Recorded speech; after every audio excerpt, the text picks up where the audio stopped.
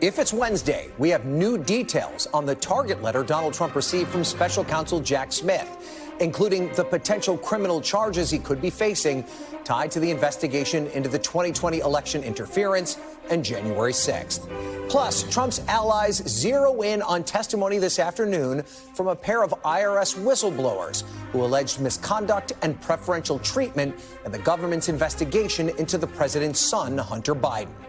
And a severe summer heat wave breaking records and threatening lives worldwide as U.S. and Chinese officials meet in Beijing to talk climate cooperation.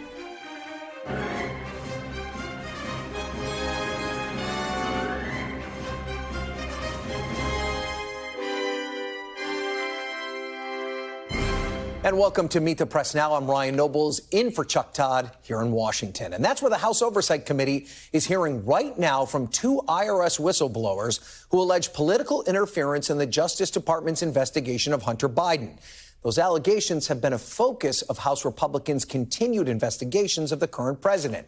And it comes as we learn more about the latest possible indictment facing former President Donald Trump and his efforts to rally Republicans to his defense. NBC has confirmed that the special counsel's target letter to Trump in its investigation into January 6th and interference in the 2020 election specifically cited three federal statutes in play: deprivation of rights under color of law, conspiracy to defraud the U.S., and tampering with a witness. Those statutes suggest a potential roadmap for what the president could be charged with and what charges he may not face. Today on social media, the former president continued to attack the special counsel's investigation, claiming it was a form of, quote, election interference to derail his candidacy. This is what he told supporters in Iowa last night. If you say something about an election, they want to put you in jail for the rest of your life. It's a disgrace. So they can cheat on an election, but if somebody wants to question the cheating, they want to call you a conspiracy theorist and all these other things. These people are sick. NBC has also confirmed that Mr. Trump specifically called House Republican leaders, urging them to rally support from Republican lawmakers. And as Republicans amplify Mr. Trump's claims that the Justice Department has been weaponized against him, they're also seizing on allegations of interference in the DOJ's investigation into President Biden's son, Hunter Biden. A pair of IRS whistleblowers testifying this afternoon, alleging the probe has been mishandled and that the public has been misled. It appeared to me, based on what I experienced, that the U.S. attorney in Delaware in our investigation was constantly hamstrung, limited, and marginalized by DOJ officials as well as other U.S. attorneys. There should not be a two-track justice system depending on who you are and who you're connected to. Yet, in this case, there was. Based on my experience, I'm here to tell you that the Delaware U.S. Attorney's Office and Department of Justice handling the Hunter Biden tax investigation was very different from any other case in my 14 years at the IRS.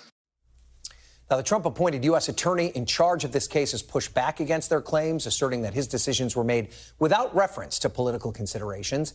And in a statement today, the White House dismissed the hearing as politically motivated, although they did not address the substance of the whistleblower's allegations. Joining me now to talk about all of this, NBC News Justice and Intelligence correspondent Ken Dilanian. NBC's Ali Vitale is on Capitol Hill. Vaughn Hilliard has the latest on the Trump campaign. And our go-to legal expert, Chuck Rosenberg, a former U.S. attorney and a former senior FBI official. He is, of course, also an NBC News contributor. Ken, let's start with you. We're getting more information on what was in this target letter. What have we learned? Right, so we've learned that one of the charges that we've been talking about a long time, conspiracy to defraud the United States, is part of the mix here. And as I understand it, the theory behind that would be that Donald Trump and some of the people around him knew that he lost the election, but nonetheless went to great lengths to spread these false allegations of election fraud, and not only to talk about it, but to use the levers of power to do things like create slates of false electors and try to foist them on the Congress, to try to raise money based on false claims, and ultimately to try to get Mike Pence to send the election back to the states, something he didn't have the power to do on January 6th. And so that's one of the charges. The witness tampering statute also covers obstruction of an official proceeding, which is another charge that we think is under consideration here, which again, same theory of the case, the conspiracy to obstruct Congress from counting those votes on January 6th. The deprivation of civil rights charge is an interesting one. It would appear to require some victims, but we know that the grand jury has been hearing testimony about, for example, election officials who have been threatened. We know that they subpoenaed footage from Fulton County where that mother and daughter who testified so poignantly before the January 6th committee and talked about how their lives had been ruined by false allegations by Rudy Giuliani. You know, they were the ones counting the votes, and they were in that footage that has been subpoenaed. So that's a possibility there. So that's what we're learning about the target letter, and it doesn't mean, I don't think, and Chuck will correct me if I'm wrong, that this is the sum total and all of the charges that Special Counsel Jack Smith is bringing in this case, but it's a strong indication of what Donald Trump might be facing. And Ken, it could also mean that the investigation isn't even over, right? There's a former Trump aide that's set to testify to the grand jury tomorrow.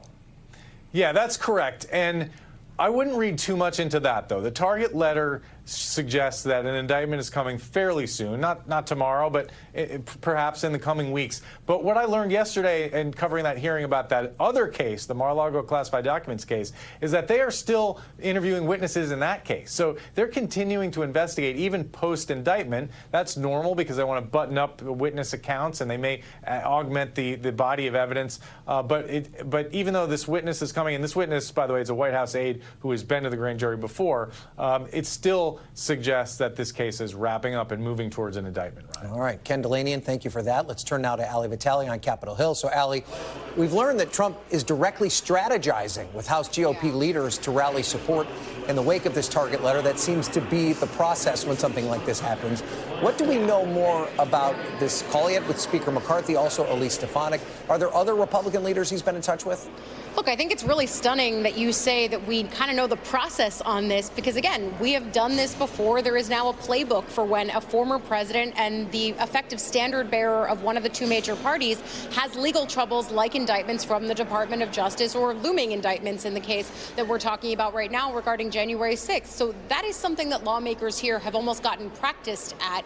The fact that Trump is reaching out to some of his closest allies, who are also some of the most powerful Republicans within the House conference, specifically House Speaker Kevin McCarthy and Congresswoman Elise Stefanik, both in leadership, both people who have come out, at least in Stefanik's case, and endorsed the former president, both of them defending him forcefully, as we've seen them do before when situations like this have arisen.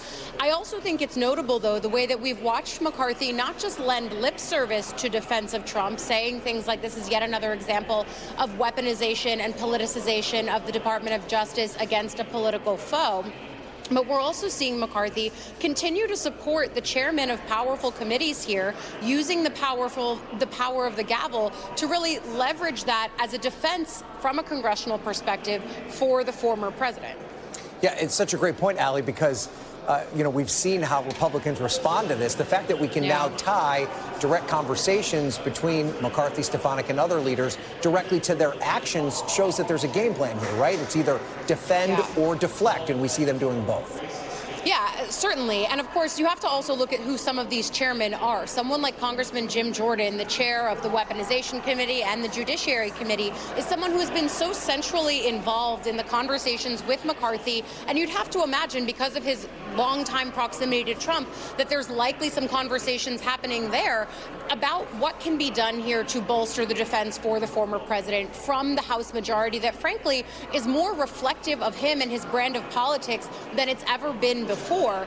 Watching the ways that after the Manhattan District Attorney, for example, that first indictment, Ryan, we watched the way that the Judiciary Committee tried to haul in front of them first Alvin Bragg. When that didn't work, they got other people who were close to that probe to come in and testify. We've also watched Jim Jordan and others ask the Department of Justice for more information about the scope of the special counsel, what this probe is going to look like. Of course, the DOJ can always come back, as they do often, and say that they're not willing to talk about ongoing investigations, but nevertheless, Republicans are continuing to push for that and effectively trying to muddy the waters. I think you even look at something like what we watched today out of the Oversight Committee, which was technically an oversight hearing, but had powerful chairmen from Intelligence, from Judiciary, and from Ways and Means all sitting in on it, talking about Hunter Biden and the way that they think the DOJ went softer on Hunter Biden because there are two tiers to the system of justice. Of course, Democrats were quick to point out that the attorney, the prosecutor in the Hunter Biden IRS case,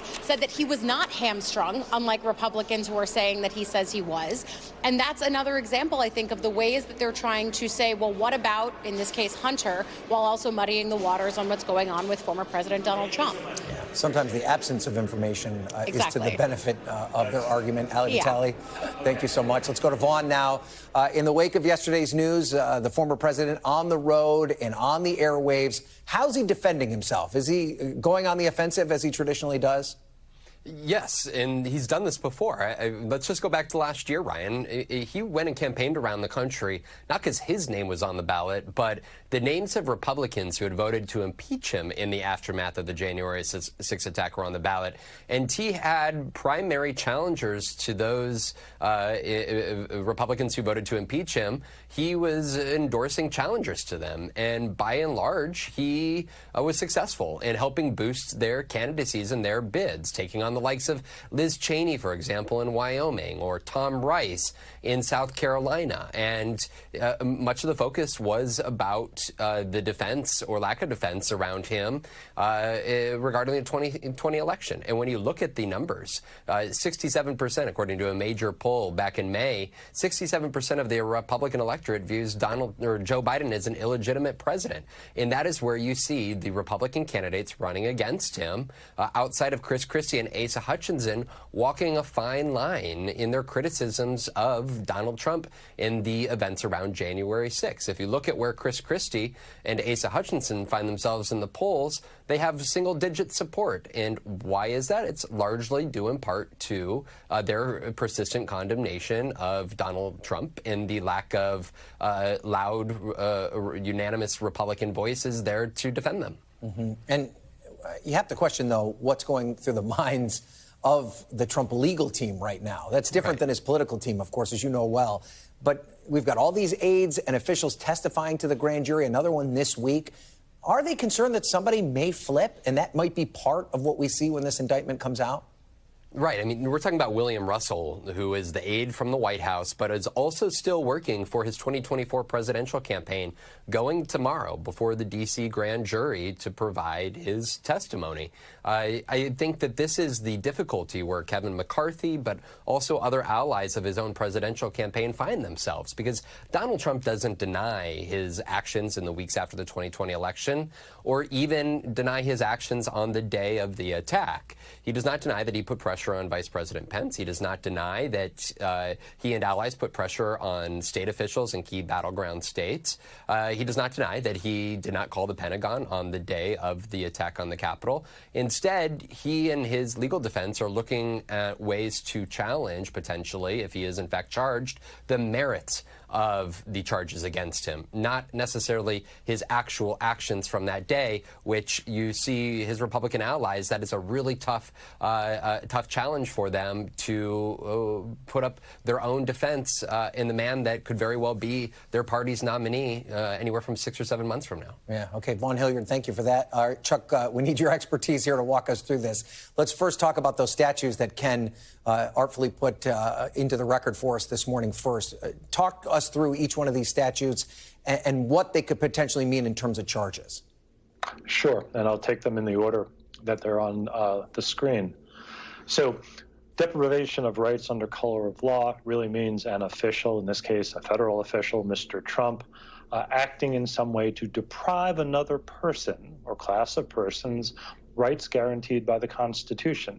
So there's various ways, Ryan, of violating this statute. We don't know yet who the victims are for purposes of the indictment, and we don't know specifically what rights they were deprived of, although there is a section under this statute that speaks to voting rights, and I think that would be a good guess.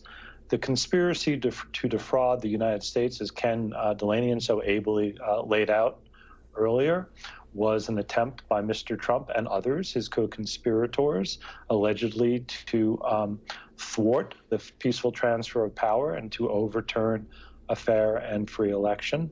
And then tampering with a witness is a bit of a misnomer in the following way. The statute is entitled witness tampering, but there are many sections to it and many different ways of violating this particular statute. And one of the ways in which it can be violated would be to essentially obstruct an official proceeding, in this case, the counting of the electoral votes. And by the way, Ryan, a lot of the January 6th rioters, certainly the ones who are higher placed or more culpable, were charged precisely with that piece of the witness tampering statute, right? An attempt to essentially impede the lawful function of the government. Well, that's interesting because, you know, there's a conversation over whether or not the special counsel was going to focus on the overturning of the election versus inciting the mob at the Capitol. So there's a potential that both of those incidents could fall under these potential charges. But I have to ask you, you know, are there other potential statutes that could be invoked? Like, for instance, we don't see the potential of a seditious conspiracy charge, at least in this target letter. Does that not necessarily mean that that could come up once the indictment is handed down? Well, it could come up for a couple of reasons, Ryan. One is there's no obligation that prosecutors even send a target letter, let alone that they enumerate every possible statute with which a target might be charged. Then second, and Ken also alluded to this, there are ongoing grand jury investigations. There may be additional charges. By the way, there may also be other defendants. We always talk about this as if Mr. Trump is the only target and therefore the only potential defendant. But we saw in Mar-a-Lago that one of his aides, Walt Nauta, was also charged. So there's a number of ways in which other statutes might be invoked and might be charged. Right now, that would entail a good deal of speculation, but it's possible, certainly possible. And does it necessarily mean this could be the end in terms of federal indictments for President Trump, former President Trump? Could there be more in the future? Is there any reason to think the investigation isn't ongoing? Well, there's a reason to think that it is ongoing. I mean, Ken mentioned that other witnesses were appearing in connection with the Southern District of Florida federal investigation. We know there's more work still being done in the federal investigation in the District of Columbia. So it's always possible. Again, there might be other defendants, there might be other charges. There could be superseding indictments, meaning you could indict Ryan Noble and Chuck Rosenberg for conspiring to rob a bank, and then learn that we conspired to rob a bunch of other banks and supersede the indictment with those additional charges. There is a problem, though, from the government's perspective with these ongoing investigations, should they lead to superseding indictments. And that is, it would inevitably slow the case down. Government doesn't want that. They want a speedy trial. Jack Smith has been clear that he wants to move these cases to trial as expeditiously as possible. And so I think there would be some concern if the government will continue to investigate and continue to supersede its indictments. Hopefully, what we see next would be, and when I say hopefully, I mean, my hope is that if the government is going to bring charges, they do it singularly, thoughtfully, comprehensively, and that this doesn't continue to just sort of turn on and on and on. Okay, and then quickly, before we wrap up, how important will jurisdiction matter here? Will this come down in D.C., or could they bring it out of a place like Arizona or Georgia, where we know that they've issued subpoenas to officials in those states?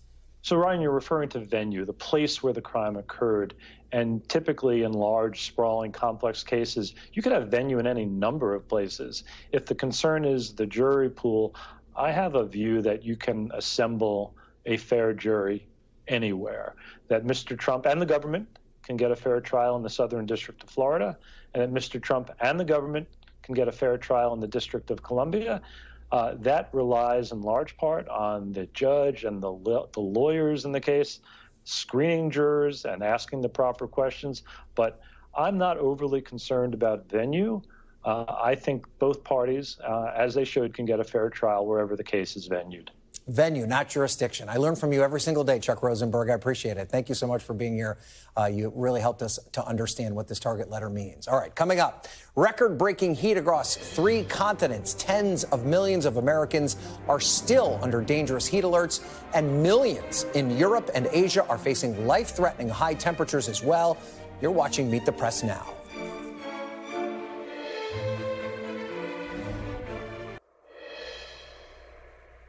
Welcome back. U.S. climate envoy John Kerry tried to turn up the heat on China to address climate concerns as he met with officials in Beijing yesterday to push cooperation on global climate goals.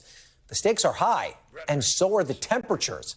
China and the United States are the world's 2 largest producers of greenhouse gases, and both countries have been experiencing dangerous record heat waves. Temperatures in the northwest part of China reached a record of almost 126 degrees on Monday, and temperatures remain above 100 degrees in much of the southwestern U.S. Politically, Kerry's trip comes as the U.S. is attempting to repair its relationship with China. China's President Xi indicated he is not interested in U.S. intervention on the issue, saying China's environmental policy, quote, will never be influenced by others. I'm joined now by NBC News correspondent Blaine Alexander. She is in Georgia covering the stifling heat wave hitting the U.S., and NBC News meteorologist Bill Cairns. So, Blaine, it really is hot everywhere. And while Kerry is dealing with climate policy abroad, what are people in the U.S. dealing with right now at home? Well, Ryan, you're right. This heat does not discriminate, no matter where you are. Really, especially here in the United States, we're talking about almost the entire southern half of the country, from coast to coast, California to Florida, dealing with almost record-breaking temperatures. So what we're talking about is, especially out west, we're seeing temperatures repeatedly hitting the triple digits. We're seeing records falling so fast now that it's hard to keep track. But the other thing that we're watching is this kind of dangerous 1-2 punch. Of course, we're talking about the unbearable heat, but we're also talking about poor air quality. That's something else that other Americans have been dealing with this week. Now, while it is starting to get better, especially here in places like Atlanta, it does pose a specific risk, because when you talk about the record highs like the ones that you're seeing on your screen, topping 110 degrees in some places, when you get that type of heat, your body has to work harder. You can become dehydrated, your heart starts to beat faster, really just to compensate. You get higher blood pressure. Then you stack unhealthy air quality on top of that, and that breeds a whole different set of health problems. So that's why officials are saying take this seriously. Don't just say, hey, it's summer, we're fine, we'll be outside. No, if you can be inside at all, make sure that you do that. The other thing that I learned about this today, Ryan, is that fans, a lot of people try and stay cool in fans. That doesn't provide as much relief as you might think. In fact, you get a kind of false sense of security because it doesn't actually cool your body temperature. So certainly important to pay attention there, too. Sometimes the fan's just blowing hot air on you, which doesn't really help all that much. All right, Blaine, thank you. So, Bill, let's break down these record temperatures in the U.S. and abroad. What are we seeing in the western United States and then in Western Europe and even China? How long is this going to last? We're stuck in this rut right now. We're at the peak of the heat summer season, and we have these heat domes that are across the globe. Heat domes are nothing new. We get them every summer, but typically they move a little bit. But they've been sitting one over the southwest. We have one in the middle of the Atlantic, one over southern portions of Europe, northern Africa, and then we have one sitting over here heading towards areas of Pakistan and Iran, and also the one there in China. So the one that we've been dealing with in the southwest continues, and there's no sign of any of these other ones really breaking up either. And last night was an all-time record for Phoenix. Now, not the hottest temperature, but the morning low. So like when you wake up in the morning and you roll the windows down, you get the paper, or you walk the dog, it was 97 degrees. That's as low as the temperature got in Phoenix. That's never happened before. The previous record was 96. And this isn't just climate change. This is also because of urban development. All that pavement does help hold in the heat. And look at Phoenix, just 117, 118, 118, continuing their streak of above 110. Typically, they should be about 107 to 108. And as far as what we're looking at right now, the humidity and the heat's brutal in Little Rock. 112. Dallas, it's not fun. 108. You get the picture. New Orleans, Montgomery. These are the areas that have been hot, and they're continuing to roast. Numerous records will be broken today from Texas into areas of Arizona, including Phoenix. And we've already hit the highs for today in Europe. Southern portions of Italy did hit all-time record highs.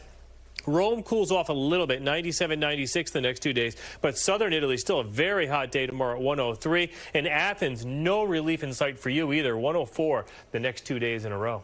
You know, we often talk, Bill, about these individual record-breaking temperature days. But what does it mean that the average temperature is so high across some of these places for the entire month? What does that mean for our viewers in a place like Phoenix? Oh, it means for Phoenix, you just have to be more prepared for these long-duration heat waves. I don't have a graphic for this, but I looked this up just a little bit ago. Phoenix is on pace for their warmest month ever. That's not a big surprise. They've been in this historic heat wave ever since the beginning of July.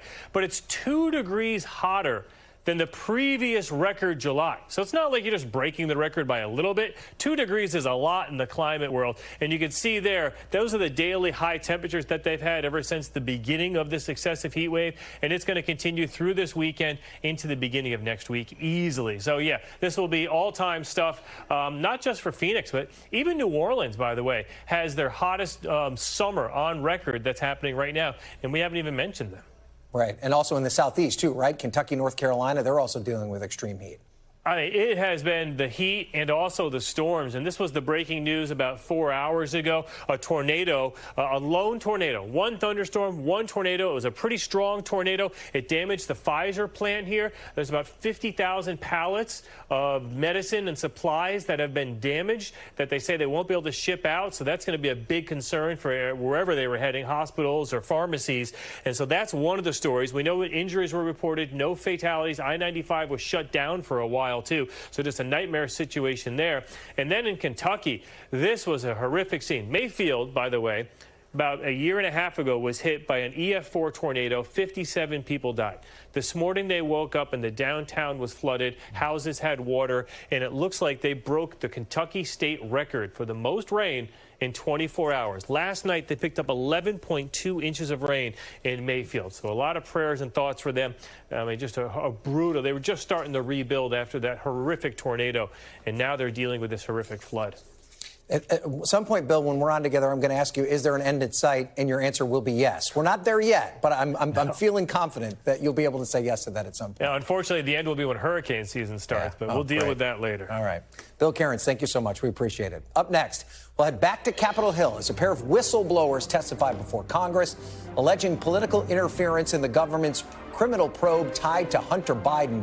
I'll talk to a lawmaker who was in the room for today's testimony and what it means for both parties. That's next. You're watching Meet the Press Now.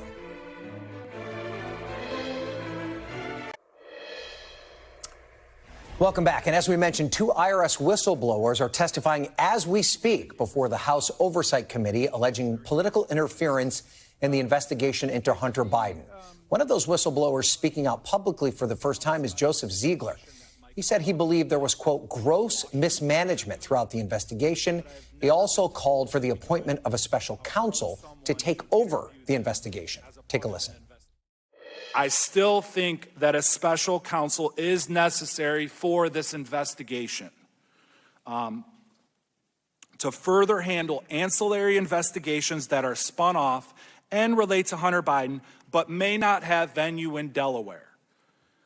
Lastly, I would like to conclude again by encouraging Congress and the administration to consider establishing an official channel for federal investigators to pull the emergency cord and raise the issue of the appointment of a special counsel for consideration by senior officials. Joining me now to talk about this is the House Oversight Committee member, Democratic Congressman Raja Krishnamoorthi. Congressman, thank you for being here. I mean, you were in the room. You asked these witnesses questions.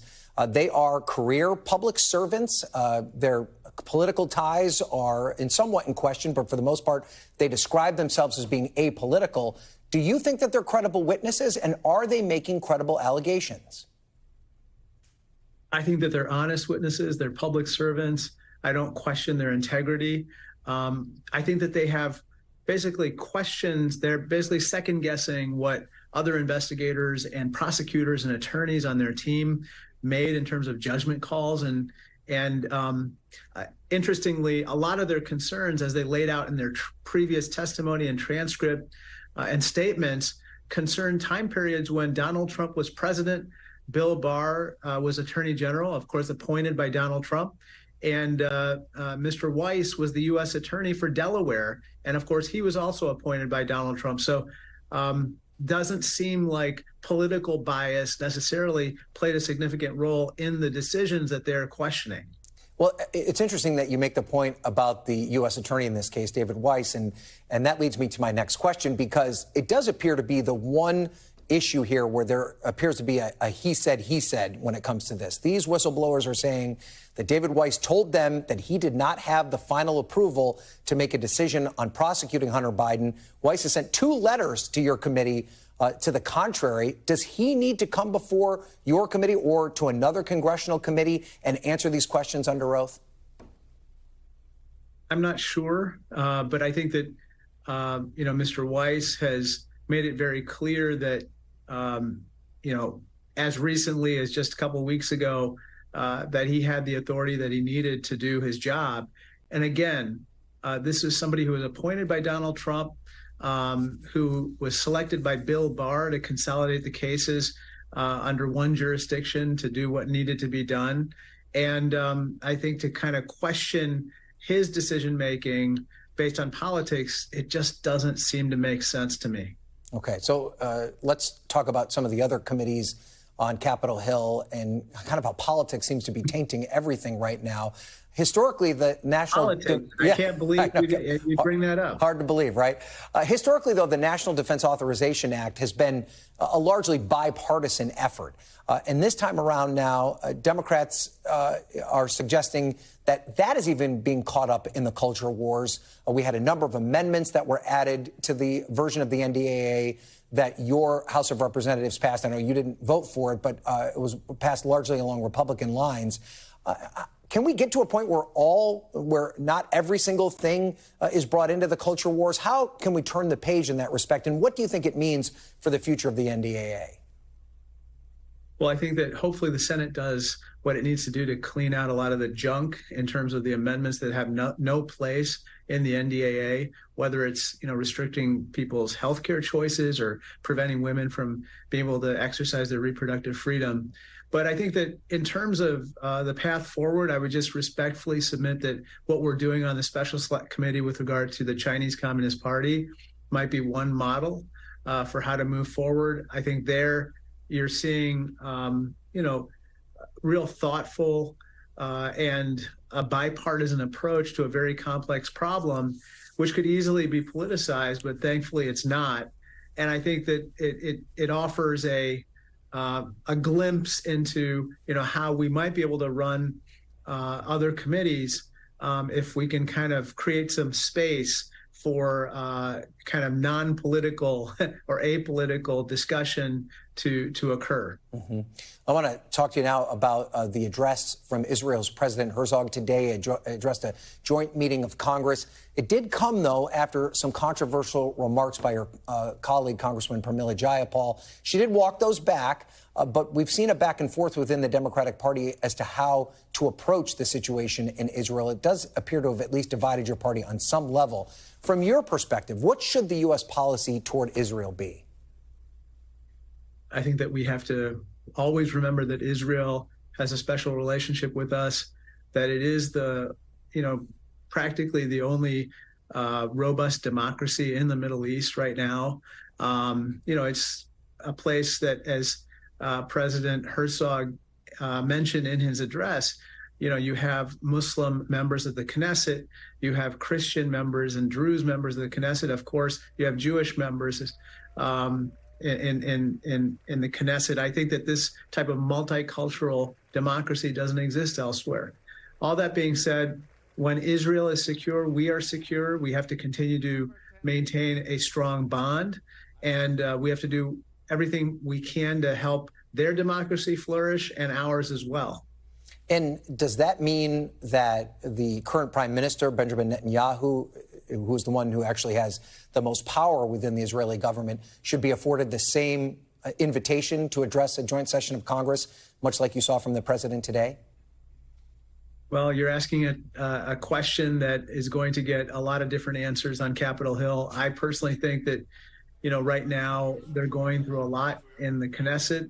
I personally have grave concerns about trying to water down the independence of the judiciary there. But on the other hand, as President Herzog also mentioned today, the fact that they're able to have this robust discussion and disagreement is again testament and tribute to their democracy. I think they'll come through it, and I hope that we are able to continue to remember that the special relationship transcends individuals who might be in each government. It's between our peoples and our countries, and we'll always have to stand by it. Congressman, thoughtful conversation. I appreciate you coming on. We appreciate it so much. Have a good one.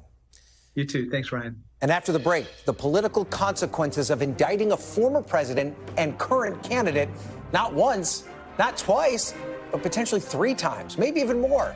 The panel's next. You're watching Meet the Press Now. It's hard to see what it would be that would knock him out of the front-runner position, because I'm pretty certain that indictments aren't the thing that will do that. I mean, you know, if in fact you're of the opinion that he's a perpetrator, doing these kinds of things with weaponization of the Department of Justice and the FBI only makes him a victim. And I think, quite honestly, just elevates the likelihood that he'll be our nominee. Just adding to the pile. Welcome back. That was North Dakota Republican Senator Kevin Cramer placing Donald Trump in 2 of his favorite political roles, frontrunner and victim. While the former president faces a potential 3rd wave of indictments, we're seeing more and more Republicans kind of shrug their shoulders over the charges and say it would either help Trump clinch their party's nomination or more. Joining me on set now to talk about this is Jeff Mason, a White House correspondent for Reuters. Amisha Krosh, she's a Democratic strategist and Sirius XM political analyst. And Brendan Buck, former advisor to Republican House Speakers Paul Ryan and John Boehner, as well as an NBC News political analyst. So Jeff, it seems as though the collective shrug of the shoulders is the common refrain I get when I'm on Capitol Hill right now. I mean, is Senator Cramer right? Is there nothing that can break the Trump bond with the base of the Republican Party? And are these indictments just adding to a pile of people that have already made up their mind? Well, history would show that he's right. Certainly looking back at when this has happened before, whether it's the previous indictments that we've seen or the previous scandals that we've seen during President Trump's political career, it almost always helps him. That said, it's not a record that he likes. It's certainly something that he appears to be upset about. And it's something that gives fodder to the Democrats and to the other Republicans that are running against him. But in general, there is truth and logic to the fact that these types of things have buoyed him in the past. And Brendan, we're seeing Republicans on Capitol Hill find ways to either defend or deflect from this. They're attacking the weaponization of the Justice Department. Is that a winning strategy? Is that helping Donald Trump, at least in the short term? Oh, it's certainly helping Donald Trump, and it's well-trodden territory. I mean, you know, they've been talking about the FBI and DOJ being part of the deep state for years. There's been a lot of groundwork laid on this. It's pretty easy talking points if you're a Republican. Just the FBI, once again, out to get Donald Trump. But what makes it so much harder for this to break through is that the first time, the second time he was indicted, They all backed him up, and it has insulated him at this point. We just, as you said, sort of shrug at it. If the response had been different, perhaps the first couple of times, I think maybe we would be looking at this differently. Yeah. But the fact that they've taken a pass so many times, I don't know why we would expect it to be any different this time. Right, Amisha, I'm also kind of interested in the way that Republicans are also kind of defining these charges against the president. You know, almost messaging it to a certain extent to his supporters to try and maybe calm it down, make it not seem as bad as what it actually is. I talked to J.D. Vance, who's obviously a very strong supporter of the president yesterday. I want you to listen to how he responded to the latest indictment. Agree or disagree with Trump's claims that the election in 2020 was stolen? I tend to think it had some very serious problems. The president has a First Amendment right to express an opinion on the legitimacy of an election. Criticizing the election is as American as apple pie. Both parties have done it going back centuries in this country. The idea that you can be prosecuted for it is a huge assault, not just on Donald Trump or the political opposition of Joe Biden. It's a huge assault on the First Amendment. Criticizing the election is as American as apple pie. That's all he was doing. Yeah. So first of all, is that all he was doing was criticizing it? And is it as American as apple pie? I mean, if all he was doing was criticizing it, then we wouldn't be having this conversation around the table today. I think that what Republicans are trying to do, J.D. Vance being one, but we've also heard similar commentary from Mike Pence, the former vice president under Donald Trump, around trying to not only diffuse this and make it seem like less of a big deal, but also totally ignoring all the actions that led to January January 6th, totally ignoring that the former president made a phone call to Georgia to try to get the election overturned, to try to find an amount of votes that would help him, ignoring the fact that he literally tried to, in all ways, make sure that he was able to flip votes in the very states where particularly the black vote was the vote that really turned out and showed up for Joe Biden and made the difference. And I think it's frustrating because it showcases that throughout American history, maybe there could be another president like Donald Trump who could decide, I just don't like the results of this election. So you know what? I'm going to make sure that I have a bed of electors in place, that I ensure that the states are the people who are able to make this decision instead of the voters themselves. And that is the type of orchestration that he did the entire time. He ran a campaign against the dual election of President Joe Biden. And I think that having Republicans now come out and basically light fire to trying to reframe, try to take away the truth of this is extremely problematic because it shows us where the Republican Party is. You can decide you want to support Donald Trump without being totally ignorant on purpose to the facts of why he is facing the legal issues he is right now. Well, to your point, and whether or not it helps him in the primary, but then could potentially penalize him in the general, I want to show you a poll to that effect. The question that was asked is, would you vote for a candidate who says Trump won in 2020? Look at what GOP primary voters say. 11% more of them say they would vote for him. All voters, negative 33%. Supports pardoning the January 6 rioters. That's actually popular with Republican primary voters by 5 points. The general electorate, minus 39 percentage points. Could this come back to haunt any Republican candidate that emerges from their primary?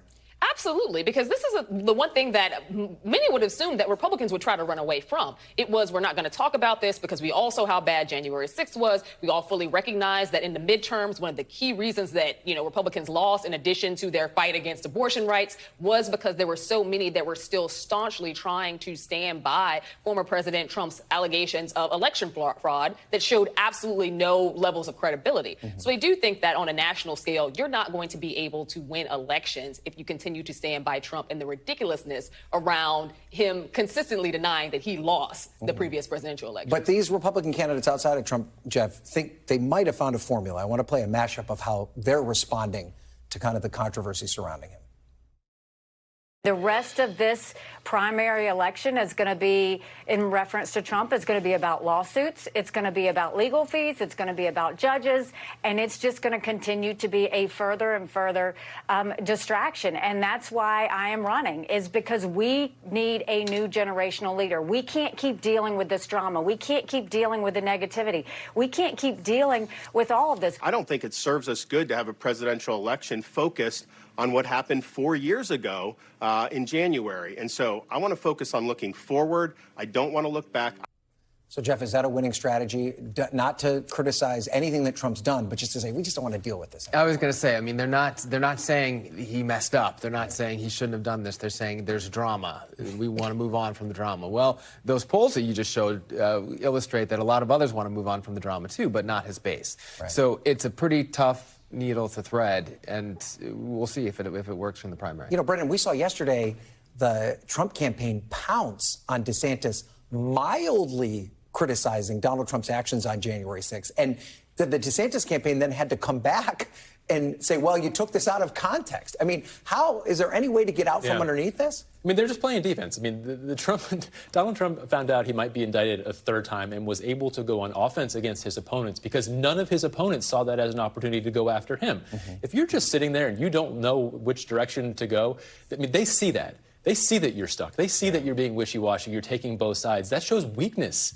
Republican Party voters don't want weakness. They want strength. And when Ron DeSantis can't figure out which side of the issue he's on, he's a sitting duck. And that's what happened again. And so, yes, there's a million ways to go on the offense here. I go back to the January 6th hearings. One of Donald Trump's polling low points over the last couple of years was during those hearings, when people had to recount what happened on that terrible day.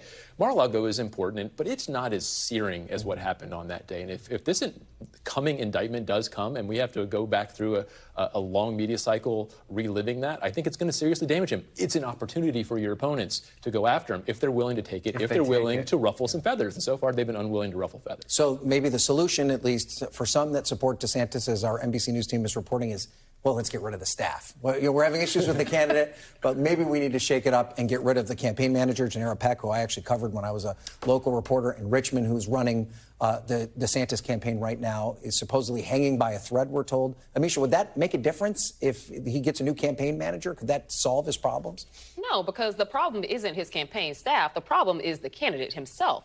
I think that what Ron DeSantis did was try to become mini Trump. You can't be a mini Trump or out Trump when Trump is still in the race. There is absolutely no reason for people to buy into the maximized culture wars because he's latent on policy, but he has a lot of culture war aggression that he's trying to spread across the country. But he's also taking cues from former President Trump's campaign when he was running 4 years ago. And he's running, quite frankly, at least audibly, a similar one. But again, Donald Trump is still he has a double-digit lead over everybody, but he's still light years ahead of Ron DeSantis as well. He hasn't been able to eke out himself in terms of, breaking away from Donald Trump or bringing Donald Trump's voters to him because Donald Trump's still there. Why would you take a lesser version of Trump when Trump is still readily available? And Brendan, before we go quickly, is it time to call Glenn Youngkin, Brian Kemp? Is it time, or would that not even solve their problem? Well, only if some of those people are actually willing to get in the mud and take on Donald Trump directly. I mean, the idea that there's just somebody who's going to be so appealing that everyone is going to run away from Donald Trump doesn't make sense. You're going to have to take him on if you're going to beat him, and I don't know if anybody's willing to. Okay, we'll have to leave it there. Jeff, Amisha, Brendan,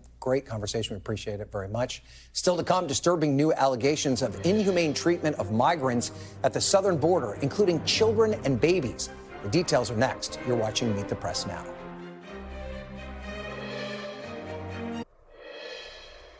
And welcome back. A Texas border officer is making some disturbing allegations about the treatment of migrants by state border officials. According to an email from a state trooper sent to his superior, first reported by the Houston Chronicle and then confirmed by NBC News, officers were told to push a group of migrants, which included small children and babies, back into the Rio Grande River. Migrants were also denied water despite extreme heat. The email also alleges that the state used razor wire traps to halt migrants. Those caught in the wire included a pregnant woman experiencing a miscarriage and a 4-year-old girl suffering heat exhaustion. The Texas Department of Public Safety's pushed back against these allegations. One spokesperson, called them outrageous. Another told our colleagues at Telemundo that there is no directive or policy that instructs troopers to withhold water from migrants or push them back into the river. NBC News Homeland Security correspondent Julia Ainsley joins me now to break down these allegations and the administration's response. Julia, these are awful, first of all, and they're obviously very serious. Now, take us through the allegations and how are the officials responding to it? Yeah, I think what this does is it makes Americans aware of how much of immigration policy is actually falling to the states right now. Because even though Border Patrol under this administration has some softer policies compared to Trump, we're not separating babies from their mothers at the border. Because of Texas Governor Greg Abbott's Operation Lone Star, there's a lot of discretion left in the hands of these Texas state troopers, where they're told you should only have to give them water if you can tell that they're medically dehydrated. And so they're not offering water to everyone. In fact, this state trooper who raised these concerns in an email around July 4th and didn't get a response until much later said that he was told not to give water. He was told to push a group back into the Rio Grande that included even babies that were still nursing. I mean, this very young children. He talks about a father who got lacerations from the concertina wire after pulling his son off of a barrel in the middle of the river that Texas had wrapped in that barbed wire. And it's not the first time that we've heard about these injuries, especially from that immense amount of wire that Abbott had the troopers there hang. But I think it just really brings home the real consequences that it's having on people down there. So you're describing a gap between the federal and state response. How's the Biden administration responding to this? Well, we have heard from some Border Patrol officials, senior officials, saying, look, this wire is actually a real issue because it's impeding the work of the Border Patrol. If they have to stop and respond to injured people, then that's a problem. But they also say that what is happening down there deserves an investigation. In fact, it is under investigation now. And they were very troubled by these reports. And I think in a way the Biden administration is glad that this state trooper raised these allegations, because when they do so, it turns into a political fight between Biden and Abbott. And if they do determine that what these allegations are raised in the email are true, what are the potential consequences? Is it a state issue? Could there be charges? I imagine this could be a messy fight between the feds and the Texas state government. I do. I think what complicates this case is that it wasn't a memo or an order that went out. Texas DPS is right about that in their statement. And in fact, it seems that this was really left to the discretion of these troopers. And so this individual person says he was ordered to push them back into the river. So he would have to be able to identify those officers and then bring them to justice. So it's not as easy as going after the whole policy, although maybe they do need to look widely at how the state is empowering troopers to act in response to this border crisis, which, by the way, the numbers at the border are almost half of what they were in May. They're really going way down while these extreme measures are being ramped up. All right. Excellent reporting as always. Julia Ainsley, thank you so much Thanks, for being Ryan. here. We appreciate it. And thank you for being with us this hour. I'll be back tomorrow for more Meet the Press Now. Thanks for watching our YouTube channel. Follow today's top stories and breaking news by downloading the NBC News app.